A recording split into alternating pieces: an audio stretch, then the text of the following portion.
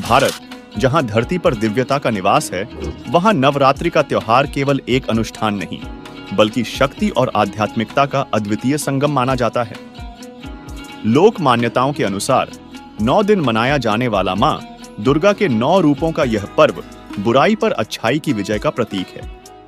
हिंदू पंचांग के अनुसार देवी दुर्गा की आराधना के लिए साल भर में 4 नवरात्रियां मनाई जाती हैं: चैत्र, शारदीय, माघ गुप्त और आषाढ़ गुप्त। इनमें सबसे विशेष मानी जाती है चैत्र और शारदीय नवरात्रि, और ज्यादातर लोग इन्हीं 2 नवरात्रियों को विशेष रूप से मनाते हैं। उत्तर भारत, पश्चिम बंगाल और गुजरात में शारदीय नवरात्रि धूमधाम से मनाई जाती है।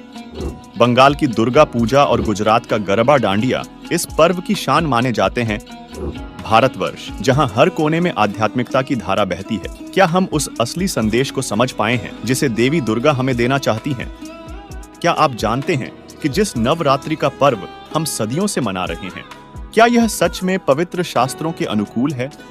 क्या देवी दुर्गा की उपासना के ये 9 दिन हमें वास्तव में वह शांति और शक्ति प्रदान करते हैं, या फिर हम सिर्फ रीति रिवाजों में ही उलझ कर रह गए हैं? दर्शकों, शारदीय नवरात्रि का यह पर्व अश्विन मास के शुक्ल पक्ष एकम से शुरू होकर विजयादशमी तक चलता है। आज हम नवरात्रि से संबंधित कुछ बेहद महत्वपूर्ण और चौंकाने वाले प्रश्नों के उत्तर गहराई से जानने की कोशिश करेंगे। सवाल नंबर 1, क्या ये धार्मिक क्रियाएं जैसे कलश स्थापना, दुर्गा पूजा, सप्तशती पाठ, व्रत, जागरण, कन्या पूजन, डांडिया गरबा और हवन आदि शास्त्र सम्मत हैं? क्या साधक को इनसे अपेक्षित लाभ मिल सकता है?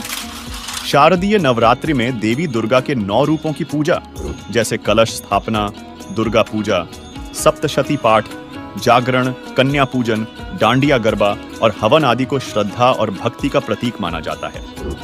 लेकिन वास्तविकता यह है कि ये क्रियाएं केवल लोक मान्यताओं पर आधारित हैं, क्योंकि शास्त्रों में इनका कोई स्पष्ट प्रमाण नहीं मिलता, जिससे ये मनमानी क्रियाएं